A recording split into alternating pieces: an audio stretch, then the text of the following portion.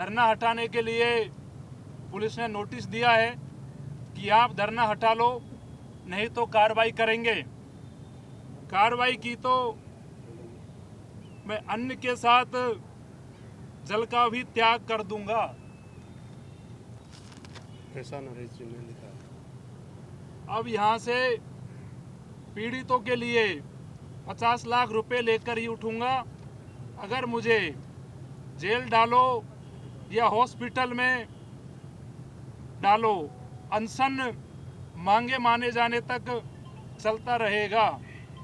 आने वाले 2 अक्टूबर को गांधी जयंती पर मेरा अनशन को 21 दिन हो जाएंगे। उस दिन सभी एसडीएम कार्यालयों पर धरना दिया जाएगा। ऐसा नरेश मीणा जी 6 दिन से सत्याग्रह पर बैठे हैं और पीड़ित परिवारों के मुआवजे के लिए मांग कर रहे हैं। आज इनका मौन सत्याग्रह और जो बात है वो मीडिया के सामने, आपके सामने रख दी है और आगे का संघर्ष जारी है।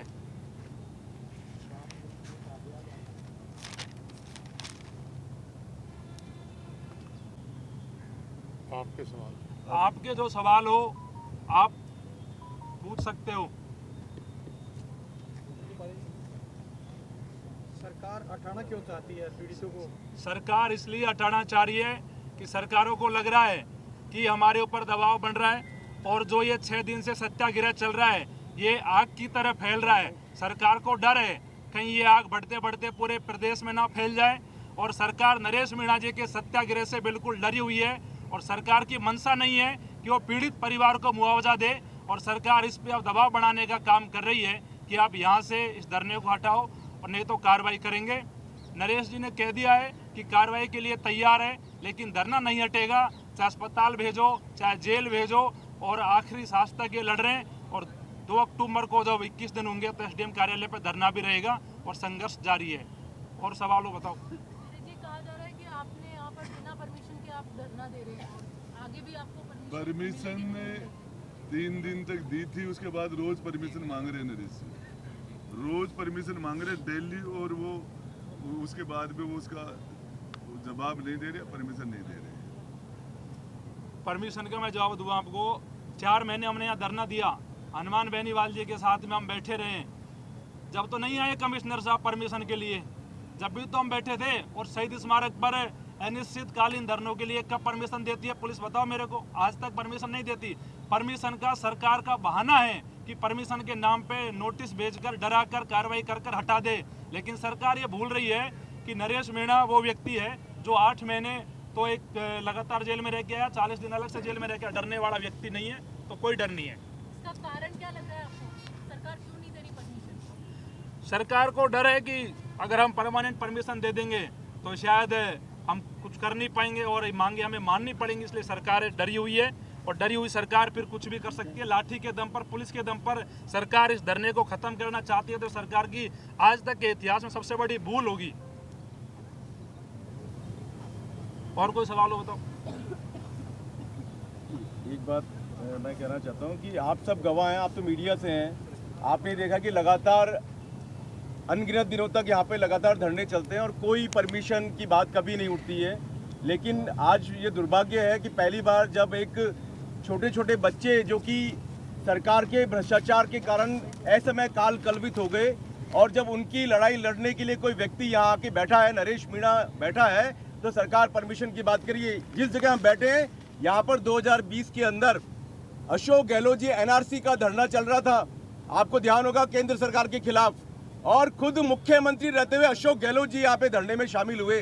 तो ये सब जो बातें हैं वो सिर्फ और सिर्फ आंदोलन करने वाले और जनता के हक की मांग करने वालों को सिर्फ उनके आंदोलन को कमजोर करने का एक तरीका है। लेकिन मेरा ये मानना है कि नरेश मीणा जी और जितने भी उनके साथी हैं, हम लोग हैं, हम कहीं पीछे नहीं हटेंगे। सरकार अगर इस तरह की हमारे सामने दुविधाएं और चुनौतियां खड़ी करेगी तो उनका मुकाबला करने के लिए हम तैयार हैं। और भाई ने कह दिया है कि अन्न त्यागा है, अभी जल भी त्यागेंगे और भाई नहीं त्यागेगा, हम सब लोग त्याग देंगे।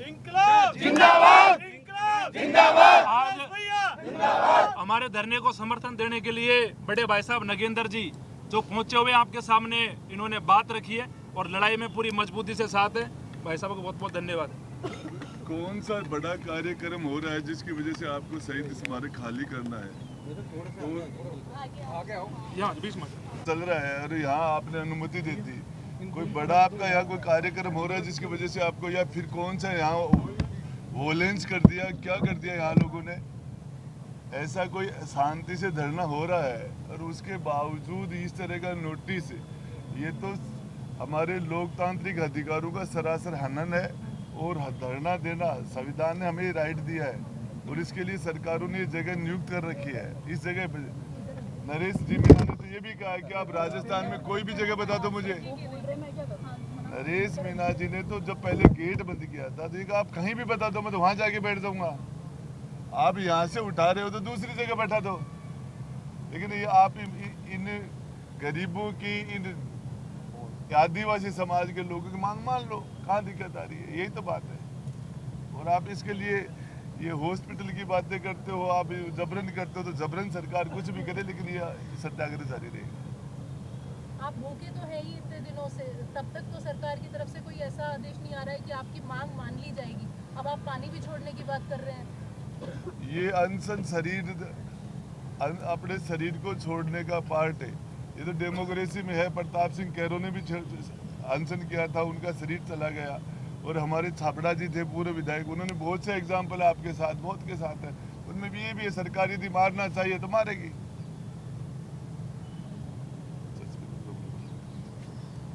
झालावाड़ पीपलोदी हादसे में मृतक और घायल बच्चों के परिजनों की आर्थिक सहायता के लिए कल जो अकाउंट नंबर डाले थे वो बचत खाता होने के कारण से तुरंत बंद हो गया था। यूपीआई आईडी ब्लॉक हो गई है। आज नया खाता खुलवाया। जो भी साथी उन मासूम बच्चों के परिजनों की आर्थिक मदद करना चाहते हैं वो निम्न प्रकार से कर सकते हैं। अकाउंट नंबर गोकुल नारायण मीना और अकाउंट नंबर सारी डिटेल यहाँ है। मैं चाहूँगा कि मीडिया के साथी भी इस अकाउंट नंबर को तमाम लोगों तक पहुँचाने का काम करें। जो भी पीड़ित परिवार है उनको मदद मिल सके, क्योंकि सरकार तो बेशर्म हो चुकी है, लेकिन राजस्थान की जनता अगर चाहेगी तो 50 लाख की हम मांग कर रहे हैं। मेरे को लगता है कि 24 घंटे में 50 लाख का डोनेशन हम आराम से इकट्ठा कर सकते हैं। तो इसमें आप सबका सहयोग रहेगा और जल्दी मांग पूरी होगी। यदि अभी तक कितनी राशि इकट्ठी हुई? अभी हमने गिनती नहीं की है, लेकिन हम नरेश मीना को, इस धरोहर को, हमारे इस आदमी को, इस लड़ाके को हम दुनिया से नहीं जाने देंगे। सरकार यदि नहीं करेगी तो हम आगे इसके लिए हमारे समाज के पंच पटेल हैं और लोग हैं, और इस राशि 50 लाख रुपए के लिए नरेश मीना को हम मरने नहीं देंगे। हम भी हमारे लेवल पर, लेकिन सरकार जबरदस्ती नहीं कर सकती। एक और बात सामने आ रही है, जब यहाँ पर सारे लोग इकट्ठे हुए थे नरेश मीना के समर्थन में, उस दिन एक गाना भी बड़ा चला था कि नेपाल जैसी स्थिति कर देंगे हम यहाँ पर। बिल्कुल देखिए, ये कोई नेपाल में किसी एक व्यक्ति ने वो स्थिति नहीं की थी। वो जैन जी जब जग गया था, खड़ा हो गया था, तो बांग्लादेश में किसी ने कर दी थी? कोई एक व्यक्ति है क्या? वो तो यूथ है, 17 से 27 के बीच का। जब ये यूथ खड़ा हो जाए तो कौन रोकेगा? आप रोकोगे, मैं रोकूंगा? लेकिन वो गाना यहाँ पर गा रहे थे। अब गा रहे तो वो भी उनका वो है, मैं भी उसमें सहमत हूँ। आपकी तरफ से ऐसा दावा किया जा रहा है कि पीड़ित परिवारों को सरकार ने सिर्फ बकरी दी, लेकिन सरकार ने ऑफिशियल नोटिफिकेशन जारी करके कहा है कि पीड़ित परिवारों को 12-12 लाख रुपए जो मेरे भाई, आपको एक नहीं दो, आपको 50। हाँ, आपका साथ ही उन्होंने ये भी कहा है कि संविदा पर नौकरी भी दी गई है प्रत्येक पीड़ित परिवार को, और उन्होंने 1.5 करोड़ सरकार के स्कूल के नवनिर्माण के लिए दिए हैं और टोटल 1 करोड़ 85 लाख रुपए दिए। मेरे भाई, मैं आपको बता तो कोई घर से देता, और पैसे हमने तो गधे को भी 60,000 रुपए दिलाए हैं। और सरकारों के अंदर ये जो कंपनसेशन है, जो किसी की मदद करने की बात है, ये तो दुनिया भर के एग्जाम्पल है। 50-50 लाख लोगों को भी रुपए दिए गए हैं। इससे ज़्यादा 10, 20, 25 लाख रुपए हम हमारे झुंझुनों में, शेखावाटी में जब करते हैं एजिटेशन, तो 5 लाख रुपए तो कोई भी बिजली से सोर्स से ख़त्म हो जाता है, उसको 5 लाख रुपए मिलते हैं एक्सीडेंट का है। तो ये तो सारा प्रोसीजर है, उसमें सरकार कर दिया। आप करो, सरकार ने वो कर दिया। बात बकरी वो नहीं है, बकरी हमारी औकात दिखाने के लिए दी गई है कि तुम्हारी औकात ये है। उनका ये है कि बकरी सरकार की तरफ से नहीं दी गई। ये वीडियो सामने आया है जिसमें बता रहा है कि स्थानीय लोगों द्वारा बकरियां। मैं आपको अखबार में ये भी दिला दूंगा, कलेक्टर ने इशू की थी वो बकरियां। दूसरी बात, करोड़ रुपए भी दिए हैं। प्लेन क्रेश जो हो गया उसके अंदर जो मृतकों को 1-1 करोड़ रुपए भी दिए हैं। तो सरकार ने वो भी सरकार ही ने तो किया है, तो दिला दो आप, 50 दिला दो। सरकार ने करोड़ पहले आपकी मांग 1-1 करोड़ की थी, फिर 50 लाख पे कैसे आ गए आप? अब इस मामले के अंदर जो आप बता रहे हो कि ये सरकार ने कर दिया, ये काट लेना, इसमें ये कम कर देंगे आपके जो आपने मदद की है वो कम कर देना। कल्याण को 50 लाख रुपए दिए थे, कल्याण के मामले में उसे 2 सरकारी नौकरी दी थी, यहाँ 50 लाख जयपुर में भी दिए हैं। और इसके लिए मैं भी आपको बता दूंगा, और भी 20-25-50 एग्जाम्पल हम आपको और दे देंगे जिनके अंदर ये सरकार की तरफ से ऐसा भी दावा किया जा रहा है कि जो पीड़ित परिवार थे उन्होंने शांति से राशि स्वीकार कर ली थी, लेकिन बाद में अब आप और तो और स्वीकार कर लेंगे। बैठे ना अभी ये यहाँ ये अभी जस्ट मिल गया अरे उसके अंदर वो जो किया है वो तो नोटिस आ ही गया ना। वो तो आएगा अभी जस्ट मिल भाई गया। सरकार जबरदस्ती करेगी तो सरकार करेगी जबरदस्ती। जेल में भी डाला है, 2 बार डाला है, जबरदस्ती यहाँ से उठाएंगे। सरकार तो सरकार है, लेकिन ये एक जेल में भी अनशन करेंगे। भगत सिंह जी जेल में क्या था, जेल में कर देंगे, बाहर कर देंगे, समर्थक कर देंगे, कैसे रोकोगे? ये है। और आपके पास वो भी बता, जो झालावाड़ में उन्होंने कोई मदद की है, पता नहीं वो झालावाड़ वालों ने की है, राजस्थान सरकार वालों ने की है। कोई भी खिलाड़ी ओलंपिक का मेडल लेके आता, दिल्ली वाले भी उसको देते हैं, राजस्थान उनकी स्टेट की सरकारें भी देती है, तो वहाँ वाले भी कर दो, यहाँ वाले भी कर दो, कहाँ दिक्कत आ रही है? ये दोनों ही तरफ से किया गया है राजस्थान। अब पता नहीं मुझे कहाँ से, लेकिन है ना जो अमाउंट कुछ मेरे भाई आपको बताऊं, जो अमाउंट है ना, पूरे सांप दंश से कोई चला जाता है उसको 5 लाख रुपए मिलते हैं, बिजली से कोई चिपक जाता है करंट से उसको 5 लाख रुपए मिलते हैं, किसी में 10 लाख। ये तो सरकारों के फैसले हैं।